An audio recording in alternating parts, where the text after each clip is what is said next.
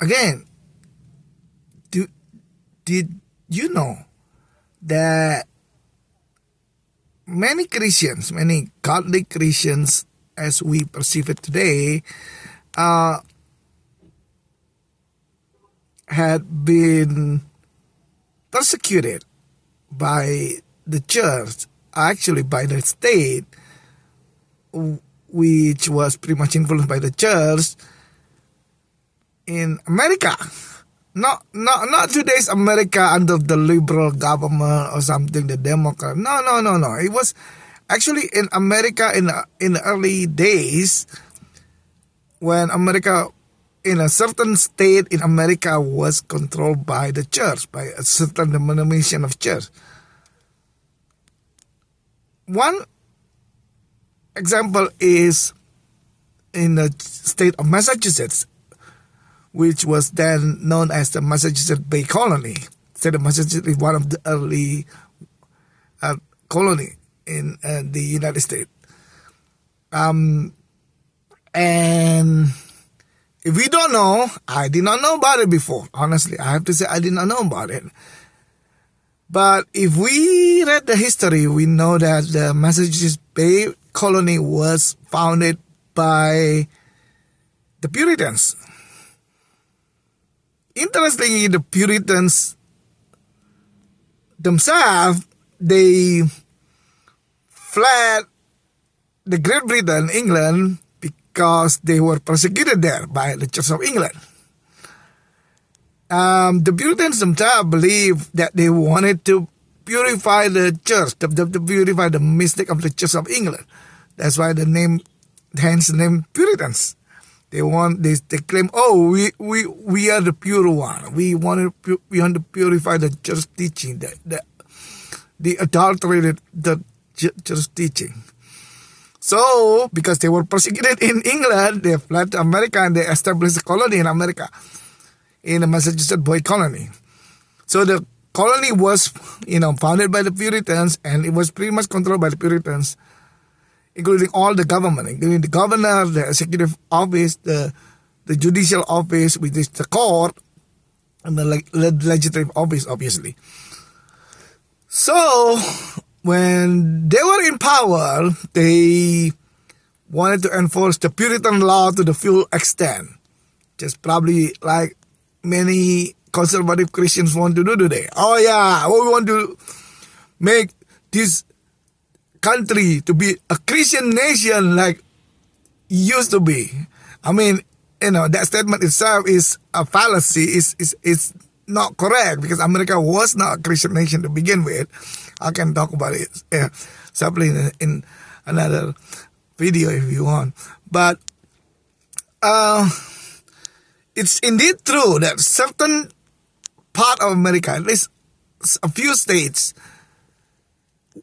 was established purely by certain denomination, or at least controlled by certain denomination. Just like the state of Massachusetts, which was controlled by the Puritans and was founded by Puritans, and the state of Virginia, which was pretty much dominated by the Anglican Church. Anyway, in the state of Massachusetts, or in the Massachusetts Bay Colony, then they, enforce the biblical, their own biblical view towards everybody in the population through the state, through the judicial, the judicial court, and through the, through the legislation and stuff.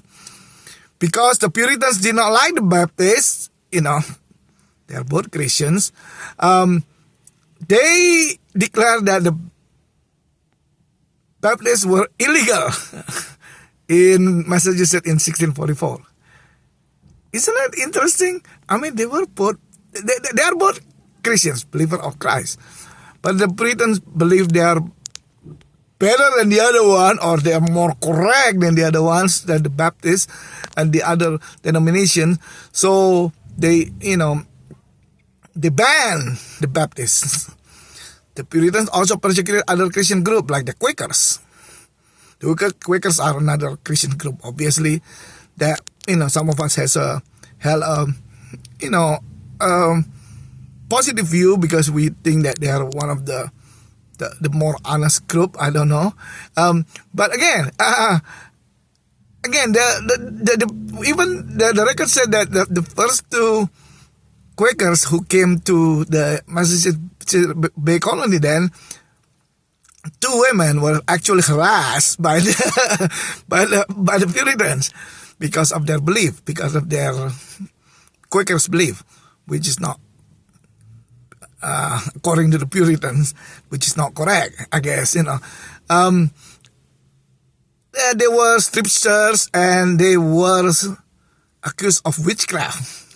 A common things that happened in those days, especially in the early days where the church were controlling the judicial court, and they were expelled right away from they were sent to jail, and they were expelled with the next ship. I mean, the ship doesn't come and go every day and then, because there were not as many ship, so they were going to be deported pretty much from the Massachusetts Bay Colony when the next ship leave. So, yeah, but the Quakers later on settled, in some Quakers illegally settled there, and a lot of them got deported or expelled or banished at that time. That's what they call. So anyway, so the church at the time obviously controlled the executive and judicial government, the arm of the government. So they push for the government to enforce the law for them. So that's why the Baptists were persecuted, and they were expelled and stuff like that. They were harassed, and even Puritans themselves are not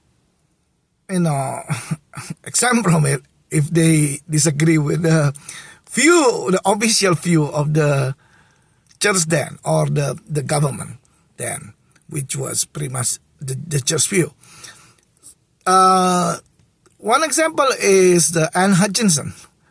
Anne Hutchinson is a former Puritan herself, and her father was a Puritan minister then. So when she went to Massachusetts Bay Colony, she actually lived there with her husband, and she started her own Bible study group in her house. She could not teach legally because she was a woman, and a woman cannot be a minister according to Puritan law.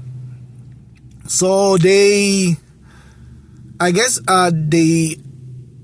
found out about it, that she was teaching about free grace, which is her belief that that we are saved by grace.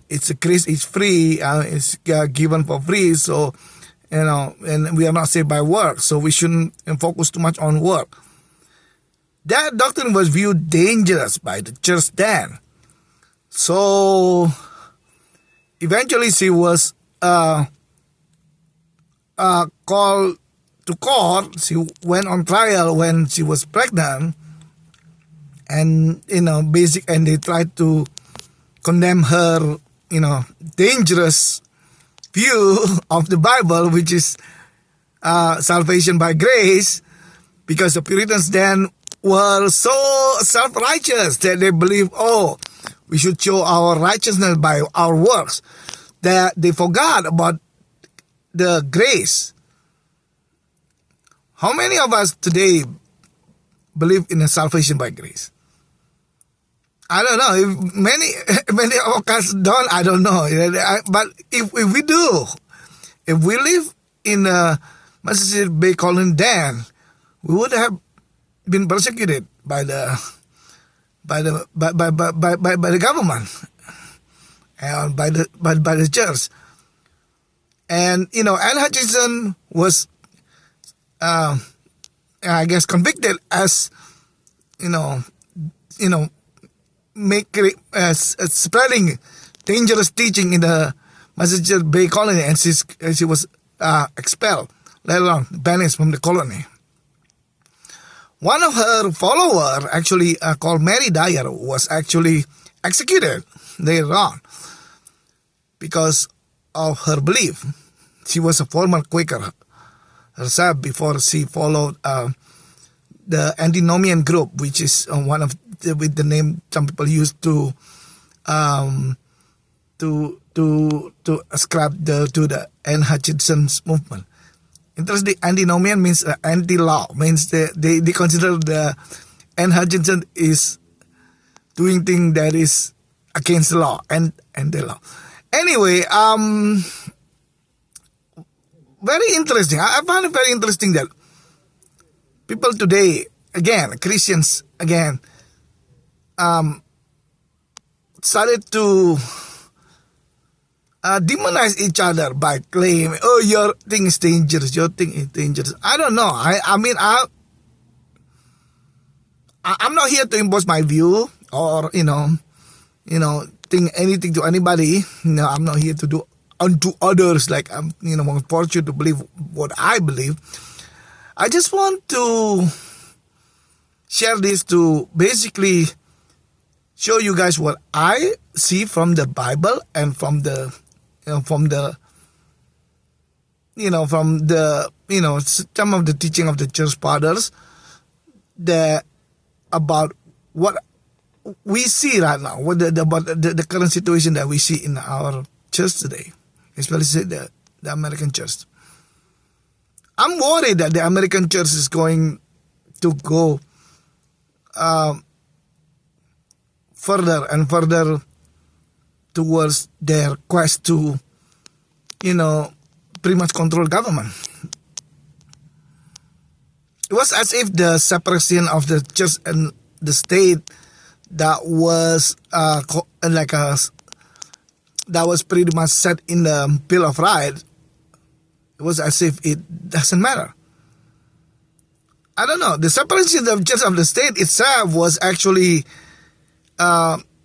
suggested by many Christians then, including Anne Hutchinson and Roger Williams, another Puritan former Puritan pastor who was also expelled from Massachusetts Bay Colony and later founded Rhode Island colony.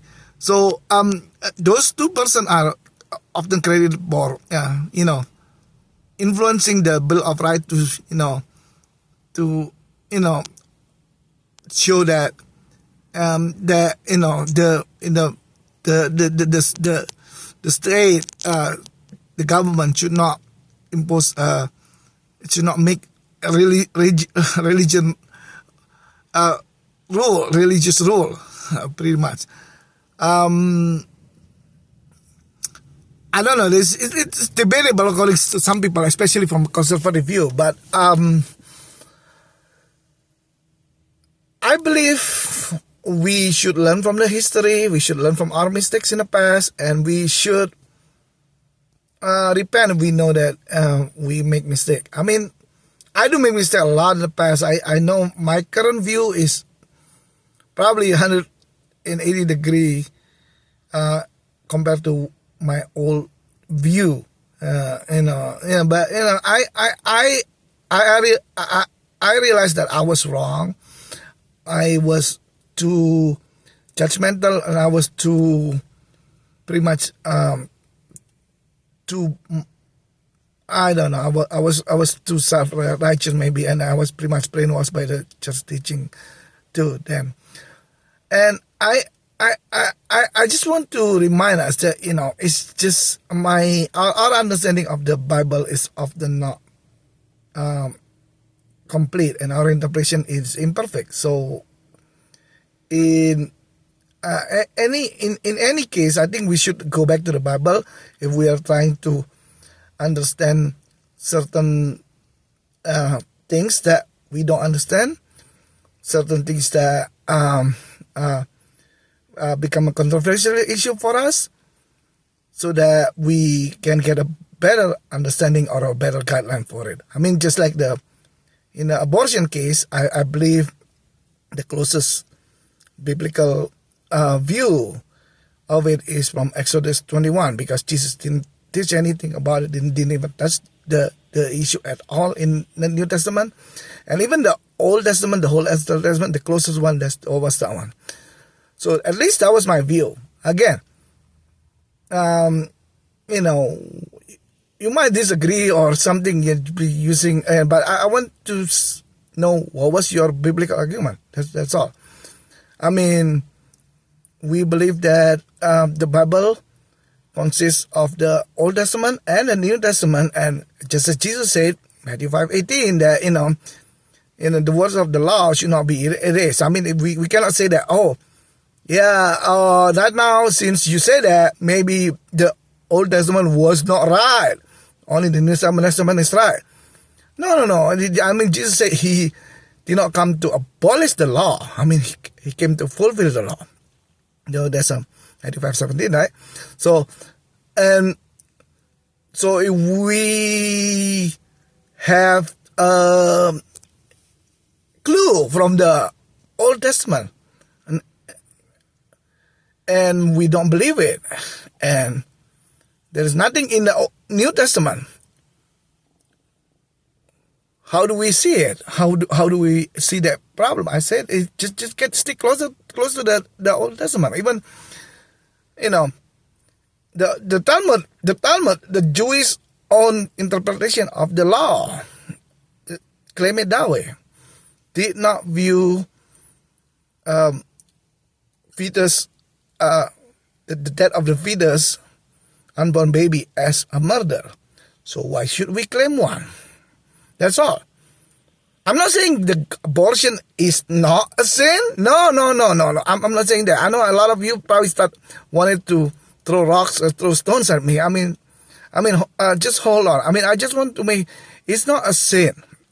I mean, it is a sin. I'm sorry. It's not a murder. That's the thing. That is the contention. The point contention. It's probably not a murder. I mean, at least in Moses' perspective, or at least in our literal interpretation of the Moses perspective, because if Moses considered it as a murder, he would have prescribed capital punishment directly to the person who, caused harm to the unborn baby. I mean, that's the literal interpretation of it, right? So, like I said, it's a sin, but is it a murder? Probably not. Like I said, it's debatable. Like I said, it probably better I said it's debatable. But the biblical view, apparently, at least from the Old Testament, apparently indicate that it's not a murder. Again, you can interpret it differently. I don't know. Please try to explain to me what's your interpretation, if you have a different interpretation. Augustine has a similar interpretation like Moses, and he's a church father. I believe he was a very conservative church father too.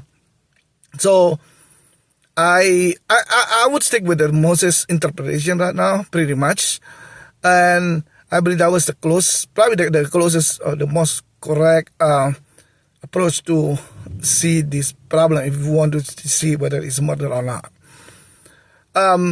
But it's a sin. But again, if we care so much about the sin, why don't we try to, put people to jail because they lie? I mean, this isn't that also one of the 10 Commandments? Literal 10 Commandments, I'm saying, not even the expanded version of the 613 law or something, whatever. No, it's the literal 10 Commandments that do not lie. Do not. I mean, a lot of us lie. I mean, honestly, why don't we try to propose a law that everybody who lie go to jail or deserve to die? Because that's literally what it is, right? That's what we try to condemn the people who commit abortion.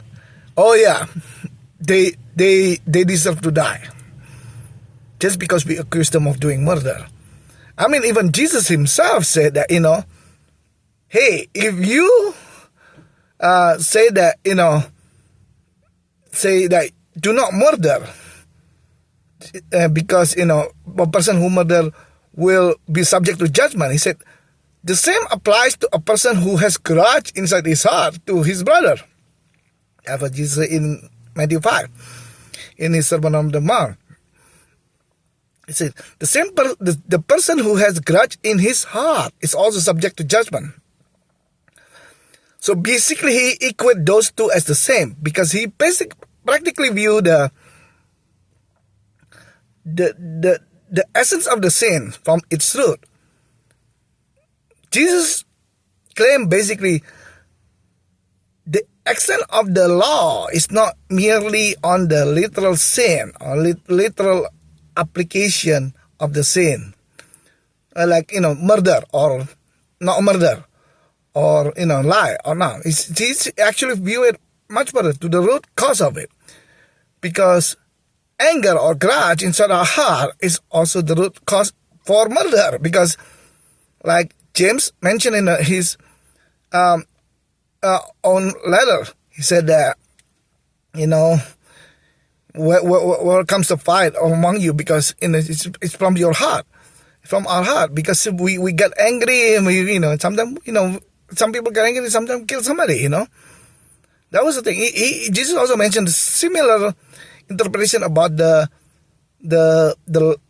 Ten Commandments about do not commit adultery. He said that anybody who has a sexual immorality in his own mind about somebody already pretty much committed adultery. How harsh is it? It is harsh. That's why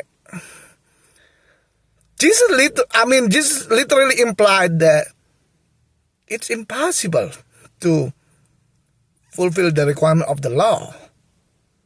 That's why in other part of the Bible, like like the book of a lot of letters of Paul and other apostles, say that basically the law brings death, because no one can fulfill the law perfectly. And that's why Jesus has to come to the world to die on the cross. Because, with his death and his resurrection, he basically proclaimed that he won over death. And, the law brings death, and, because, of his resurrection, basically, we're no longer subject to the law. We are no longer under the law. We are under his grace, the law of grace. Which, means everybody can be saved as long as we believe in him.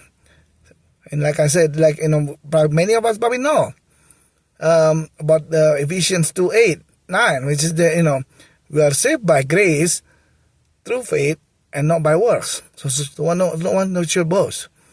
But that same belief was pretty much persecuted and demonized in the early day Puritan. Interesting, right? The Puritans were believers. They said they believe in Christ, and they tried to purify the Church of England, the wrong Church of England. They were persecuted, but they are also persecuting others. That's pretty much the do unto others thing, probably. I don't know. Probably it was in interpretation, in the application of it. So, yeah, I think we should learn from the history. The history of the church is marred by a lot of problems with the church's own hypocrisy. From the early church, from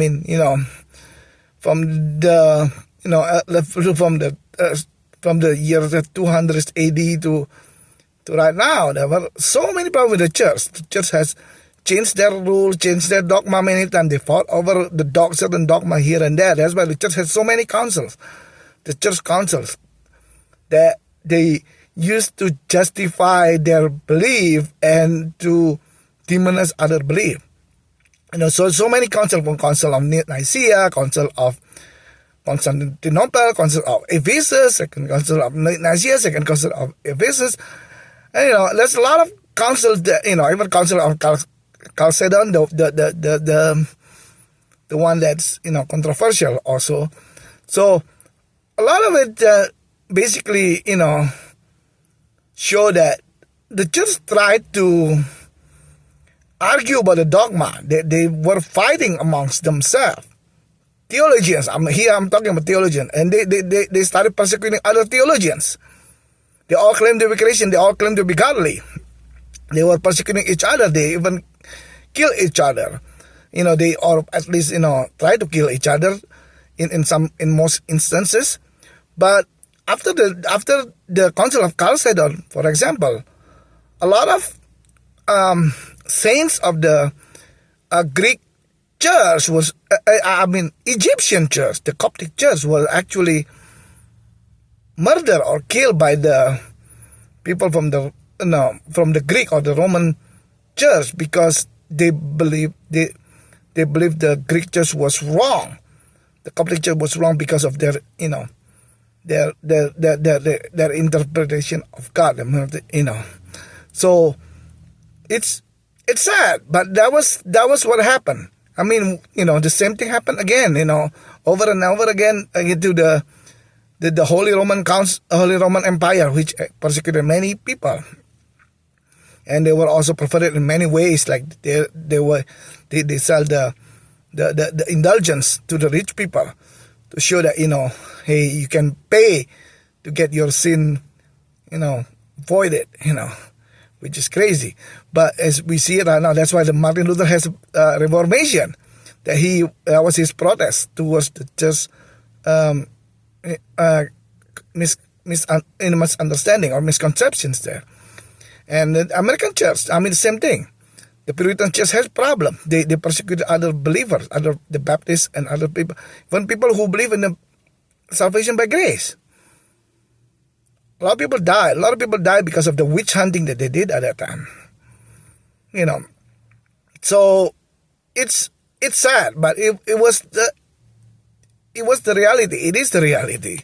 So that's why we have to be careful with our own teaching, that we don't try to impose our belief, that we ended up doing this, repeating the same mistakes like the many previous churches leaders did in the past. Again, that's all. I wish we all can come back to the Bible and try to understand the whole thing, the whole perspective from the biblical perspective. Try to understand from the perspective of of Jesus, of the apostles, of the we're not talking about the just early church fathers, because early church fathers were merely human, obviously, and they might have a incorrect interpretation or anything. No, let's stick with the Bible, something that we know, that we believe as our our basis for our belief, right? So yeah, we should go back to the Bible and read it just like the Bereans do. When they were taught something, they went back and checked the Bible. I wish that's what we do when we are faced with questions about our church, about our just dogma or our just actions, so that we are not just misled like a blind sheep by those people say, oh yeah, we should protest about abortion. We should, and a lot of people who claim to be Christian actually wanted to kill people who did abortion or perform abortion. Why? Because somebody else killing somebody else, and you think you can kill that person also? Isn't that ironic? I don't know. I don't understand. You claim that person murdered somebody, and yet you want to kill somebody too. Why would your act be any different if you claim that they claim, but you also want to claim to kill somebody else? Is that because you claim that your act is holier than the other? No. If a murder is still a murder, regardless. Jesus doesn't differentiate it. Same with lie. A lie is a lie. Jesus doesn't differentiate it. There is no greater lie than the other lie. There is no greater murder than the other murder. They're all murder. If they're equally the same, they carry the same weight, according to Jesus at least.